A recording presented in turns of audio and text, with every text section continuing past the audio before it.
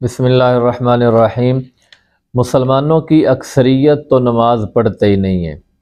بڑے دکھ اور افسوس والی بات ہے کہ 100 میں سے 90 آدمی نماز نہیں پڑھتے، اور جو 10 آدمی پڑھتے ہیں ان میں سے بھی 9 آدمی ایسے ہوں گے کہ جو توجہ کے ساتھ نہیں پڑھتے، دھیان کے ساتھ نہیں پڑھتے، کھڑے اللہ کے حضور ہوتے ہیں لیکن دھیان ان کا باہر دنیا کے اندر گھوم رہا ہوتا ہے، کاروبار کے اندر جکڑا ہوا ہوتا ہے، نماز میں کھڑے ہو کر وہ اپنا حساب کتاب کر رہے ہوتے ہیں۔ بڑی مشکل سے 1% لوگ ایسے ہیں 100 میں سے کہ جو توجہ کے ساتھ نماز پڑھتے ہیں۔ لیکن آج میں آپ کو ایک ایسی شخصیت کا تعارف کروانے جا رہا ہوں کہ جس کی نماز کا حال سن کر یقیناً آپ کو بھی رشک آئے گا کہ کاش ہماری نمازیں بھی اسی طرح کی ہو جائیں۔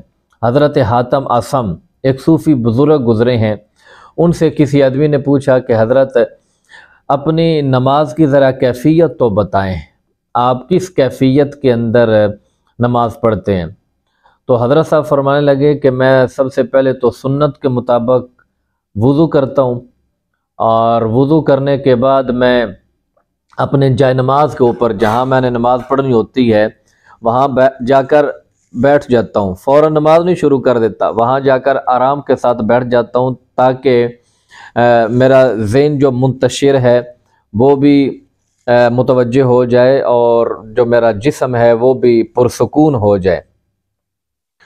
تو تھوڑی دیر بیٹھنے کے بعد پھر میں کھڑے ہو کر یہ تصور کرتا ہوں اپنے ذہن کے اندر کہ میرے سامنے اللہ کا گھر ہے، میرے پیچھے موت لگی ہوئی ہے، اور میری دائیں طرف جنت ہے، میری بائیں طرف جہنم ہے، اوپر میرا رب ہے اور نیچے میرے پل صراط ہے۔ سبحان اللہ۔ میں یہ تصور کرتا ہوں کہ میں 6 طرف سے جکڑا ہوا ہوں، نیچے میرے پل صراط ہے، اوپر میرا رب ہے جو دیکھ رہا ہے، دائیں طرف جنت ہے، یعنی اگر توجہ سے پڑھوں گا تو جنت ملے گی، بائیں طرف جہنم ہے، بغیر توجہ کے پڑھوں گا تو جہنم میں پھینکا جاؤں گا۔ اسی طرح سامنے میرا خانہ کعبہ ہے، میرے اللہ کا گھر ہے جس کا احترام اور اکرام میرے اوپر فرض ہے، پیچھے میرے موت ہے جس سے میں بچ نہیں سکتا۔ تو 6 طرف سے میں پوری طرح گھیرے کے اندر اور حصار کے اندر ہوں۔ یہ میں تصور کرتا ہوں اور پھر میں نماز کی نیت کرتا ہوں، تو اس نماز کو میں یوں سمجھتا ہوں کہ جیسے میری زندگی کی آخری نماز، میں اپنی نماز کو زندگی کی آخری نماز سمجھ کر پڑھتا ہوں۔ اور جب اس طرح میں نماز پڑھتا ہوں تو پھر میرا دھیان دائیں بائیں نہیں جاتا، میری توجہ، میرا دھیان، میرا خیال، میری فکر، میری سوچ بالکل میرے رب کی جانب ہوتی ہے۔ دنیا کی فکروں سے پھر میں آزاد ہو کر نماز مکمل کرتا ہوں۔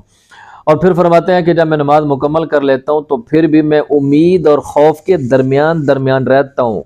میں خوش نہیں ہو جاتا کہ میری نماز قبول ہو گئی، امید اور خوف کے درمیان رہتا ہوں۔ کبھی دل کو سہارا ہوتا ہے کہ نماز قبول ہو جائے گی، کبھی ڈر لگتا ہے کہ کیا پتہ اللہ کی شان کے مطابق نہیں ہے، کیا پتہ رد ہی نہ ہو جائے۔ تو یہ امید اور خوف کے درمیان میں اپنی نماز مکمل کرتا ہوں۔ سبحان اللہ۔